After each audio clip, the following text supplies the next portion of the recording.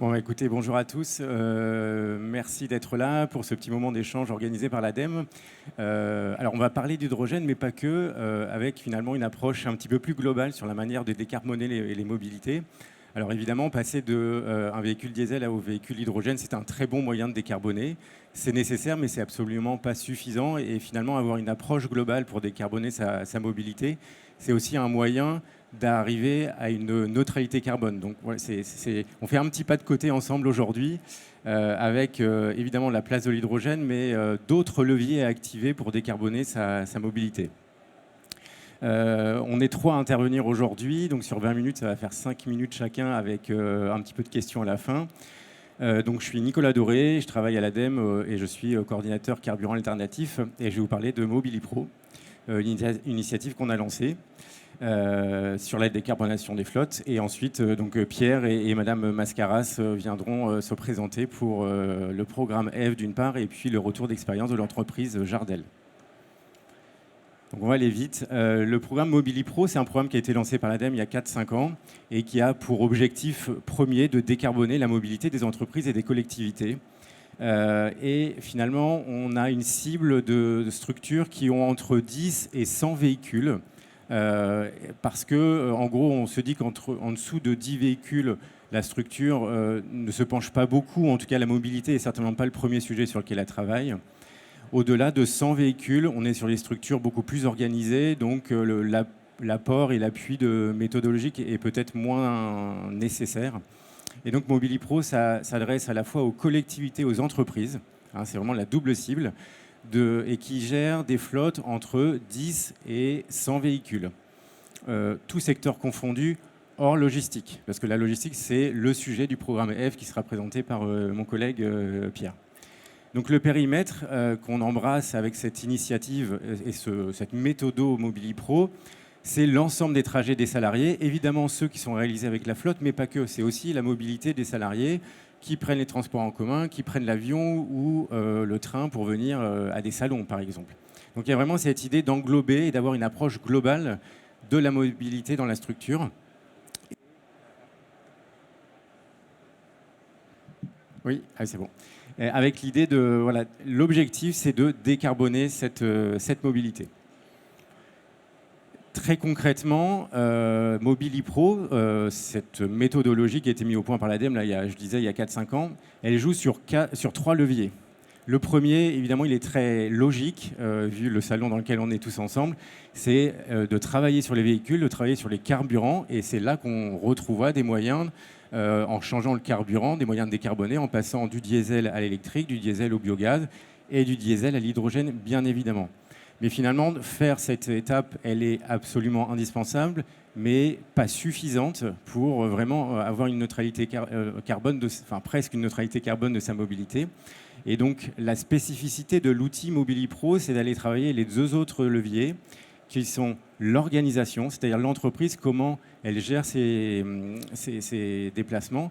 Et ce sont des actions derrière à mettre en place comme le télétravail, la visio. Ça peut paraître très loin de la mobilité, ces actions-là, mais clairement, elles ont une action et un effet très important en termes de baisse de la mobilité, la baisse de trafic, et par voie de conséquence de la baisse des émissions de gaz à effet de serre et aussi des budgets associés.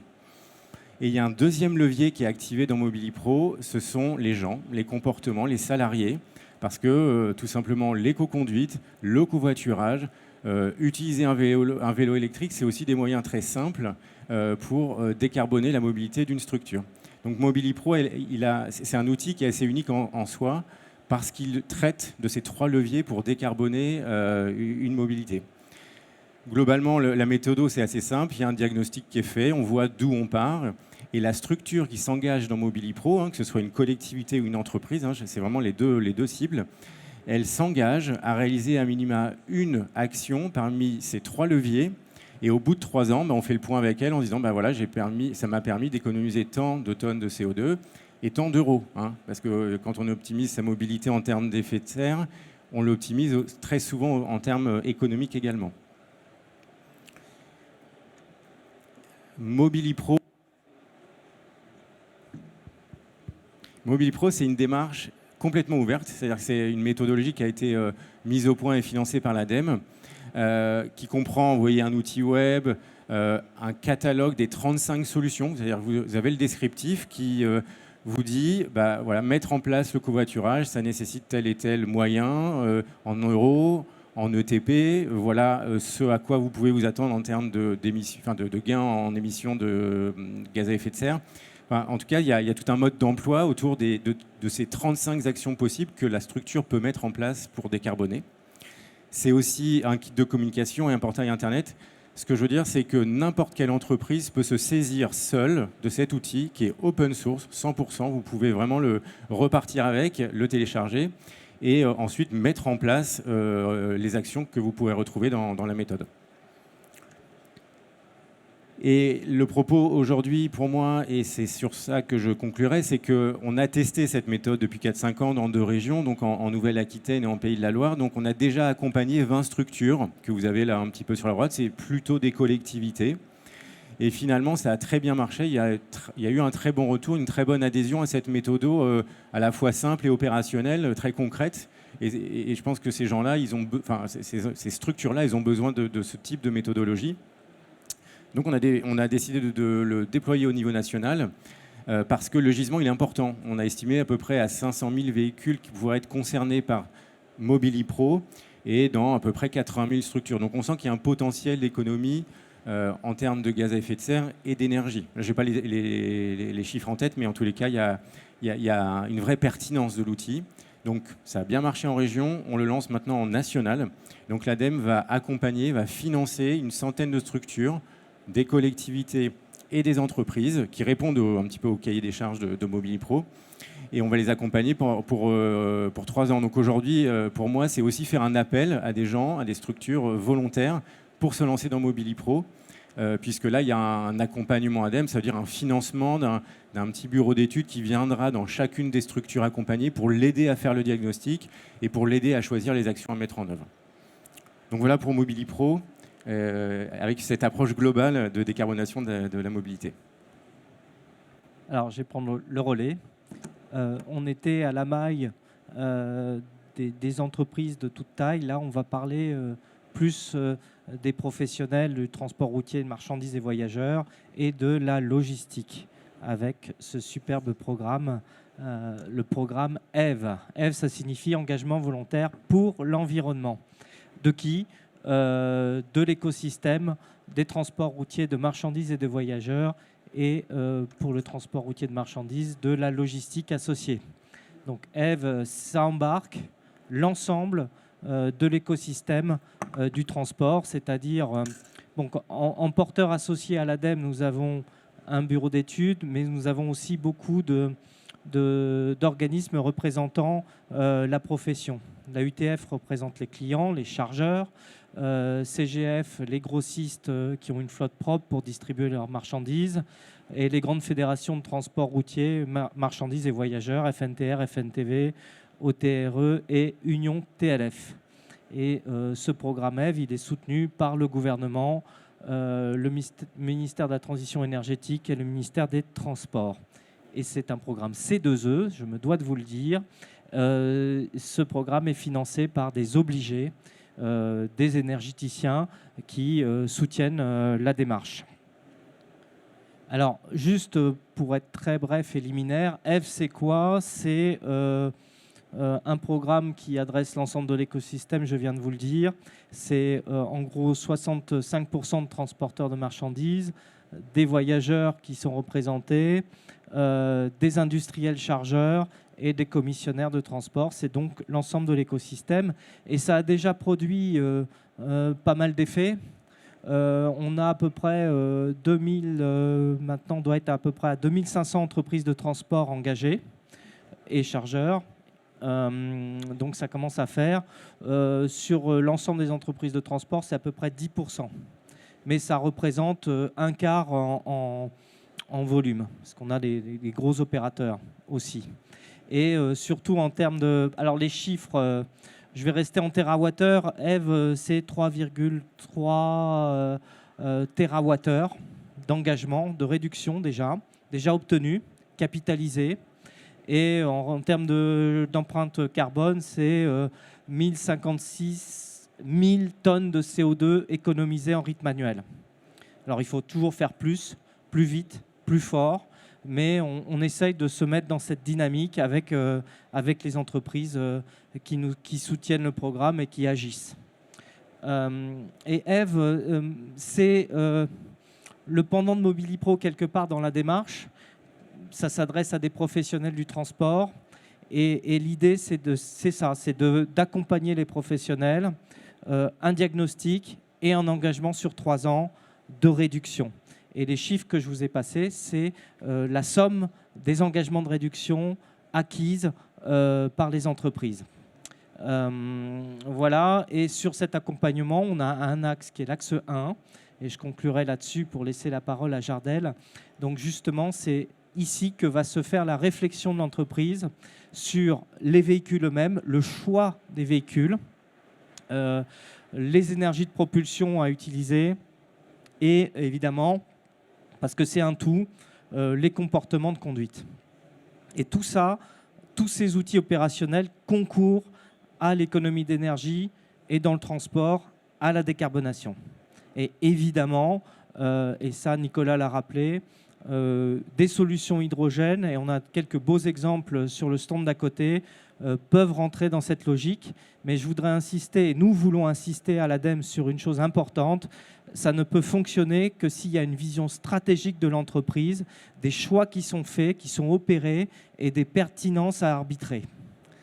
Et c'est ce que je voulais vous dire en quelques minutes. Et maintenant, je laisse la parole à Madame Mascaras de Jardel. Merci. Bonjour à tous. Donc, je vais vous présenter un petit peu qui nous sommes. Donc, nous sommes bien sûr un transporteur de marchandises générales. Aujourd'hui, nous sommes le 43e transporteur français. Alors, pour parler de nous en quelques chiffres, on fait un peu plus de 210 millions d'euros de chiffre d'affaires avec 2000 collaborateurs. On est sur tout le territoire national. Donc, ce qui est intéressant là aujourd'hui, c'est que nous avons à peu près 2300-2400 cartes grises qui sont réparties sur 23 établissements. Et nous avons déjà amorcé, nous, il y a quelques années déjà, il y a un peu plus de 10 ans, la décarbonation avec les premières générations de véhicules gaz, puisqu'on a à peu près 15% de notre parc qui est vert. Sur ces premières générations, et ensuite donc on fait une partie de stockage, un petit peu de logistique avec à peu près 9 mètres carrés de stockage. Donc notre parc il est réparti sur des tracteurs, porteurs remorquants, semi-remorques et des utilitaires. On a aussi une activité de VL. Donc, ce que je vous disais, c'est que notre démarche RSE, effectivement, on l'a démarré il y a quelques années. Et pour reprendre les 3 piliers que ces messieurs expliquaient un petit peu avant moi, entre les véhicules, notre comportement et tout ce qui était aussi un peu éco-conduite. Donc effectivement, on a déjà amorcé sur les véhicules au gaz et ensuite avec les frigos-blocs, puisqu'on fait une activité de distribution avec des frigos, donc sur des frigos-blocs qui sont autonomes, ce qui permet d'éviter de la consommation aussi de GNR, qui peut parfois être importante. On fait aussi de la suivi de consommation de nos conducteurs avec de l'éco-conduite. Alors, il y a plusieurs la conduite, elle peut être la conduite rationnelle, la conduite sécuritaire et l'éco-conduite. On a une application qu'on a développée en interne qui nous permet d'agir sur le comportement de nos conducteurs et de diminuer nos consommations. Et aussi en lien avec les frigos et aussi sur le GNR. On a aussi amorcé avec le XTL et le B100, puisqu'aujourd'hui, ce sont des énergies qui sont disponibles en attendant l'hydrogène. Il y a les véhicules électriques, mais c'est surtout sur du régional. Nous, on a une activité de traction, donc pour l'instant, c'est un petit peu compliqué. Mais disons que le XTL et le B100 sont déjà des amorces pour la décarbonation et travailler sur les énergies alternatives. On a aussi mis en place, parce qu'on adhère à une commission qui s'appelle le Coq Vert, où j'ai créé, on démarre cette année sur des ateliers en entreprise, en faisant participer nos conducteurs, l'ensemble de collaborateurs qui veulent le faire, pour travailler sur la décarbonation. Donc on travaille sur notre empreinte numérique, on travaille sur l'éco-conduite, et on en a aussi un troisième, mais on le fait de manière volontaire. Et c'est pour ça que quand je parle des 3 piliers dont vous parlez tout à l'heure, il y a aussi dans le programme EVE, notre démarche volontaire sur ce qu'on veut faire pour travailler sur la décarbonation. On est dans l'objectif CO2 avec, alors là c'est ma stratégie d'aller vers le label CO2, je pense que c'est important pour nos entreprises. On a certains de nos projets qu'on fait en collaboration avec l'ADEME et on a été lauréat dans le projet Corridor H2, donc, qui est le projet hydrogène en région Occitanie, pour lequel on est déjà engagé sur des véhicules, donc 2 tracteurs, pour 2 clients différents, donc notamment les laboratoires Fabre, dans ce projet-là. Bon, après, on a bien sûr quelques difficultés sur les tracteurs hydrogène et sur les constructeurs qui avaient été définis, retenus dans ce projet, mais ça ne nous empêche pas d'avancer. Voilà pour la présentation de mon entreprise.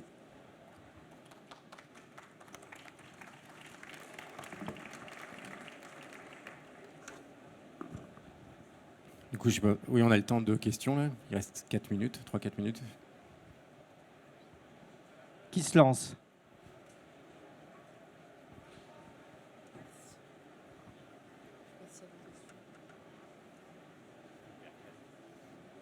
Alors en attendant, juste pour meubler, ce qui est important, ça a été esquissé par Madame Mascaras, c'est que c'est souvent sur ces projets pionniers d'hydrogène un dialogue avec les clients. Et on a cité les laboratoires Pierre Fabre. Très souvent, ces projets innovants, on les développe clients-fournisseurs. Donc il faut aussi embarquer dans la démarche les chargeurs. Oui, c'est vrai que pour rejoindre ce que vous dites, et c'est aussi ce que vous expliquez dans les 3 piliers, c'est qu'on ne peut travailler sur nos véhicules déjà sur la décarbonation avec l'investissement, puisque ce sont aussi des investissements qui sont chers pour nos entreprises, que ce soit l'hydrogène ou même les véhicules électriques, même si on peut travailler sur des véhicules qui sont rétrofités avec un investissement qui peut être moindre, mais c'est quand même un investissement pour nos entreprises. On peut avoir des aides ou pas d'aides. Bon, plus on est gros, moins on a d'aides, c'est comme ça. Mais en tout cas, c'est dans le cadre d'un partenariat et ce sont des beaux projets aussi pour nos entreprises. C'est aussi des beaux projets pour nos collaborateurs et ça engendre aussi derrière, avec l'aide du programme EVE, notre démarche volontaire. Alors nous, déjà, en tant que salariés, comment on agit pour la décarbonation. On met en place dans nos entreprises le plan de sobriété. On a le décret tertiaire. On commence à avoir des choses qui peuvent forcément être obligatoires, mais on peut aussi avoir cette démarche volontaire et agir aussi sur l'éco-conduite. Ça, c'est aussi un changement au niveau des conducteurs. Et quand on arrive à avoir ces 3 piliers, effectivement, alors nous, en tant que transporteurs, on peut être vu comme pollueur, mais en tout cas, on œuvre de manière très très rapide sur notre décarbonation. Sur l'hydrogène, des questions?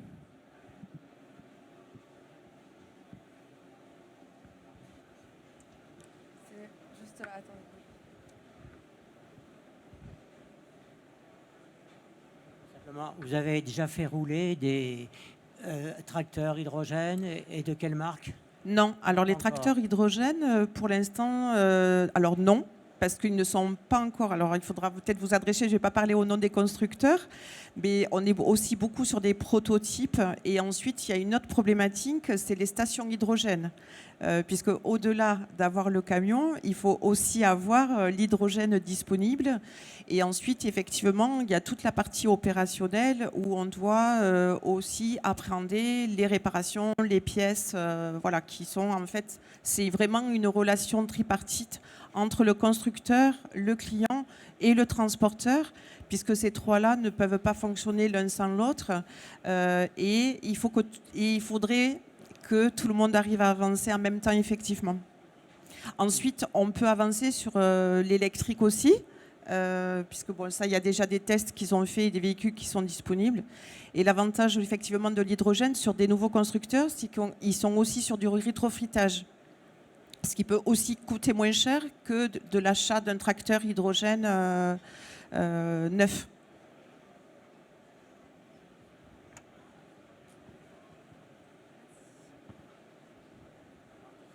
Je crois qu'on doit conclure. Les 20 minutes sont écoulées. Et bien, nous vous remercions pour votre écoute active. Merci pour votre invitation.